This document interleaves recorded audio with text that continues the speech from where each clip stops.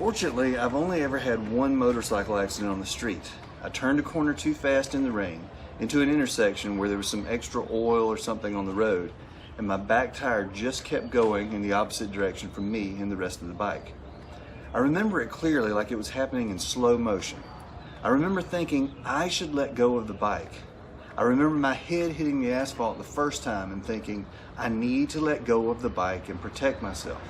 I vividly remember my head bouncing on the street the second time and thinking I really should have let go of this stupid bike. That was the last time I rode without a helmet.